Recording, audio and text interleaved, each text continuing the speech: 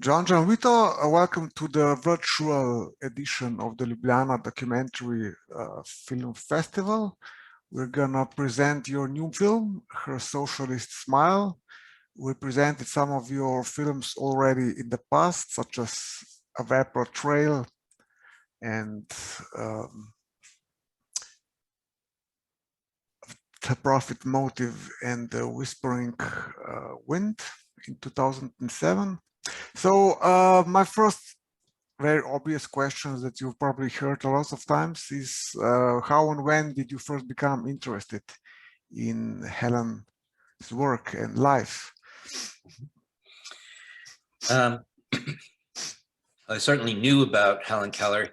I don't know how it is over there, but she's a sort of cultural icon that one learns about in grade school, and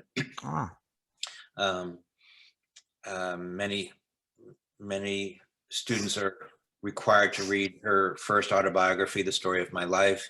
But I think I was more cognizant of her through seeing at an early age on television the Arthur Penn film version of The Miracle Worker. Yeah. But beyond that, really had no specific interest. And then about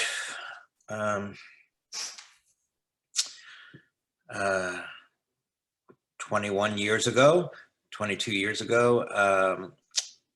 when I was working on Profit Motive and The Whispering Wind, which was a film that was rather directly inspired by the writings of the radical historian Howard Zinn. It was through some of his work that I learned this information that Helen Keller had been a very ardent and even militant socialist through much of her life, and that intrigued me, and I began looking to see what that was about, and found some of her writings, and got even more interested, and found that much of what she seemed to be saying felt as if it could have been written that week. I mean, it seemed as relevant to my own historic moment as when she'd first expressed those ideas, and that began a process of about a year of imagining I could perhaps make a short film. At that point, I imagined it as just maybe a half-hour film about her life, but kept running up against the fact that despite her having been, at that point, really one of the most famous people in the world, I could find no film images, no photographic images, no audio recordings of her activities around the political spectrum of things that she involved herself with. And in the film itself, there's some explanation for that, having to do with a series of fires that destroyed a lot of archival materials. That's part of the story. I think there were other, I have other theories about that material being willfully suppressed. But regardless, in the absence of anything visual, or I felt it was an interesting idea, but for a filmmaker, I guess that's just not, there's not something to be done. Yeah. That was 21 years ago. About 3 years ago, I had finished a film, and I was thinking of what I might want to work on next. And this idea about Helen Keller started to resurface in my mind. And the way I tell the story is that it was a voice in my head that was saying to me, okay, you have an interest in making a film about the most famous blind, deaf woman. You have no images, you have no sounds.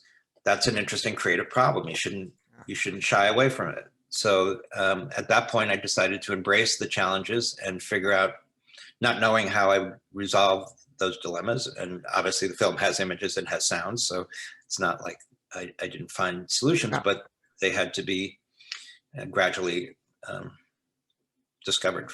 Yeah. But your solutions are quite interesting. You know, you are using spoken word. You had the poet reading her writings, and then you have the letters on the screen and so on. You know, yeah, it's an interest. Well, it gives the movie a more essayistic look, I would say. Or would you agree? Or I mean. Well, certainly it does that, and it's you know, Helen Keller's way of receiving the world beyond physically touching it was through reading and through writing, and so it seemed appropriate that our way of continuing to be in touch with her was through her own writings. I could have opted for the conventional things of dramatic reenactments or even just verbal readings of her work. The poet in the film is actually only very rarely quoting anything directly from Helen Keller. She's providing some historical context where that's needed, but primarily Helen's words are left to be read and experienced in silence by the viewer. I can imagine. It's not hard to imagine that there are individuals for whom that feels profoundly uncinematic. That's on them. To me, there are no rules as to what is cinema and what is not cinema. And I made the film that I myself wanted to sit down and watch, and I had no problem with at times reading text on screen because it was material that was of interest to me and remains of interest to me. So did the lack of this audio-visual archive perhaps led you to emphasize more on her socialist issues, you know, than her fight for the, you know, for the women's rights and the rights for the blind and deaf? Or was it your conscience what you wanted from the beginning? Because I see your movie as a companion piece, sort of, with the Prophet motive and the Whispering Wind, when you were influenced by the radical philosophy of Howard Zinn. So does this make sense to you, what I said? Yeah, absolutely. It was precisely the ideas around the values, the ideals of socialism that drew me to the project. It was not really motivated by an impulse to just correct a historical oversight that we should know this about this celebrated figure, and unfortunately we don't know this. The biographical dimensions of the story are very attenuated in my film. They're not, you know, they're there to the extent I needed them, but they're secondary to the it's not to me a film about Helen Keller's life. It's about Helen Keller's ideas, and certainly those ideas have been expressed by other thinkers. If the fact that this particular individual also championed these ideas helps the cause to make those ideas maybe more acceptable for consideration, given the continuing international admiration for Helen Keller, then that's just part of the, you know, the strategy. Your film addresses quite persuasively, I think, what we mean by socialism, you know, because nowadays socialism is like a slur, you know, so it's very easily handed out. It's the same like fascism, you know. Now everybody, uses this phrase. So, and Noam Chomsky was he read it very well, and you put his explanation of socialism. So, yeah, I'm curious how that resonates in a country like Slovenia, where the term socialist was at one point part of the name of your whole country, and then was removed, but I imagine had different connotations than the ones that that Helen ascribed to that word. But unfortunately, the depth of my knowledge of how socialism as a concept has circulated within Slovenia is not very deep. But it's very misused since the independence. Now, especially, we have the 30th anniversary, of the independence, and it's still a warfare, between who's a socialist, who's a communist, what is communism, what is socialism. So it's not very pleasant to follow this discussion, especially on a social media that's become so toxic. Well, Helen had a very clear and straightforward understanding of the term, where she said that it was an ethic where the welfare of one was the welfare of all. Another very precise and simple definition that I like was I heard at a concert last year by the British musician Billy Bragg, who said that his definition of socialism was organized compassion.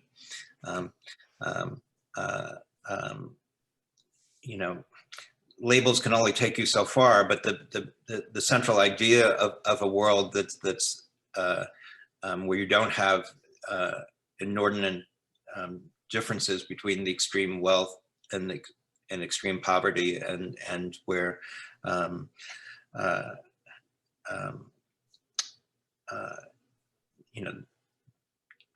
the fundamental needs that people have to just survive are taken care of, and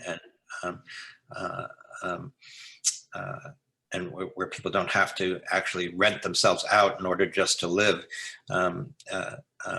propels a lot of the general spectrum of socialist thought. Yeah. While you mentioned that it's hurled as a pejorative, it's also encouraging to see that, at least in polls that I've seen that here in the U.S., increasingly there's a more positive association with the concept particularly among younger people, and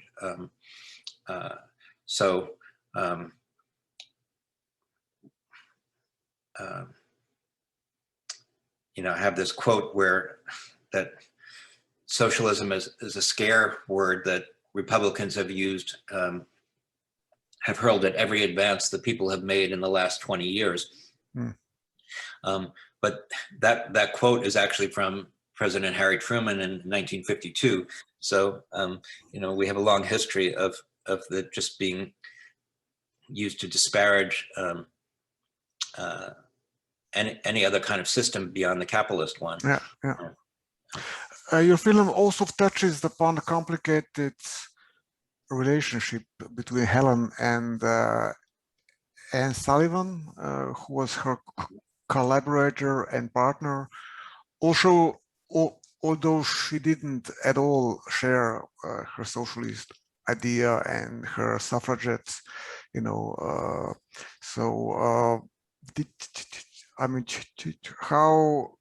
did you see this relationship? Well, it's interesting that you know that, because I don't think that the film goes too deep into that. Yeah. You must know some have some of your own knowledge around this. It's true that they didn't share the same politics, and that was also important because there were times when critics of Helen Keller argued that she was just a mouthpiece for Anne or for Anne's husband, who wasn't a socialist thinker, and that couldn't be further from the truth. But in later years, there's an interesting speech that Anne Sullivan gave at a university where she was being given an honorary degree that reveals that some of Helen's ideas had finally started to penetrate a bit, but they had an exceedingly complex human relationship, very codependent on each other, but very, very loving, and both made inordinate sacrifices to help the other. Helen's involvement with the American Foundation for the Blind, which consumed the majority of the latter part of her life, began really because Anne Sullivan was ill, and Helen needed to raise more money in order to care for her. But as I said earlier, the biographical dimension, as interesting as it is, I mean, there's many things that contemporary scholarship has tried to correct about the stories of Helen Keller's life. For instance, that she had an actual love life, and the efforts her family made to squelch that, to prevent her from ever marrying. Many fascinating things, but it wasn't really the prime focus of the project. Would you say that Helen Keller had an FBI file? She must have had. She did have an FBI file. I give you some pages of it towards the very opening of the film. She wasn't actively investigated, though they maintained a file,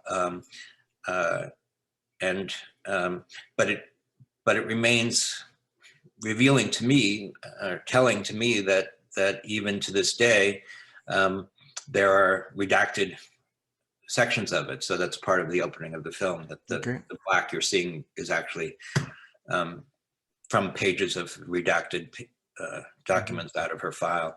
But she would in fact write to J. Edgar Hoover herself and ask for funding to help the blind, and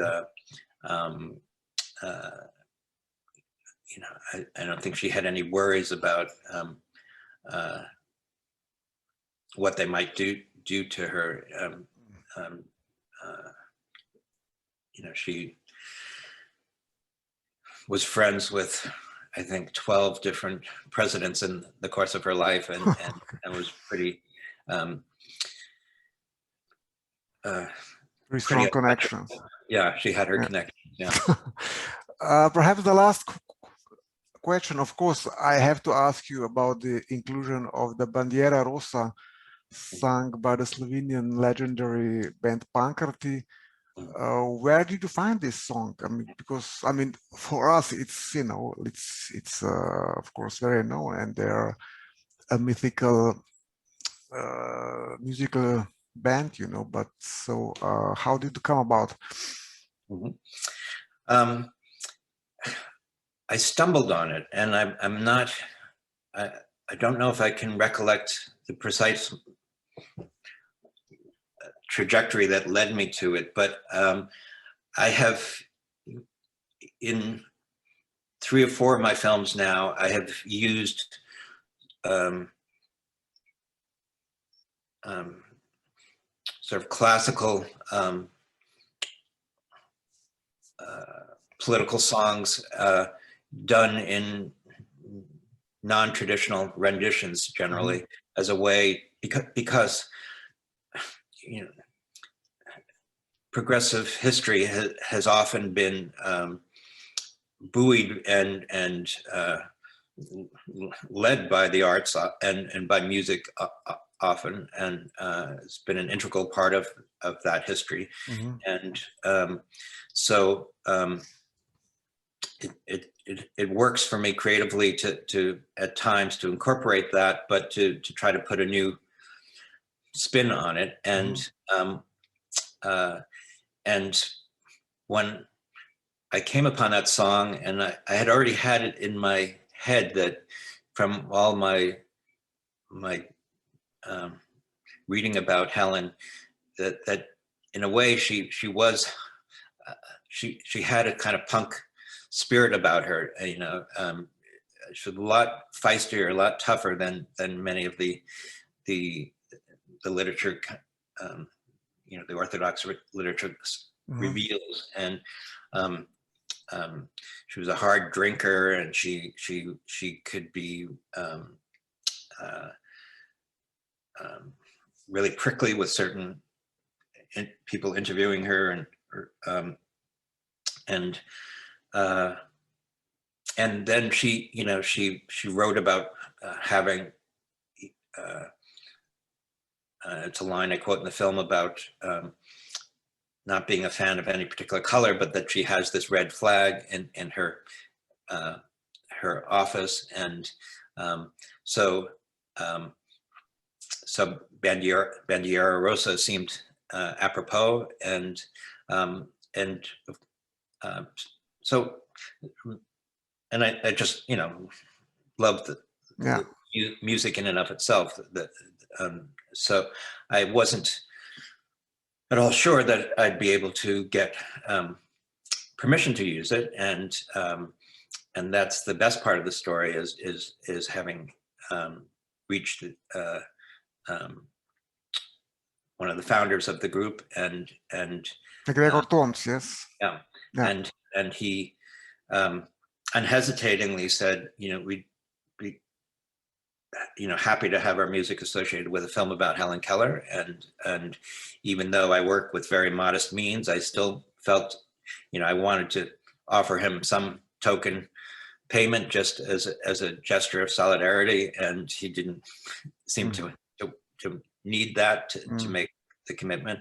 So I hope they get to see it at some point, but I think it adds a lot to the kind of climax of the film. Yeah,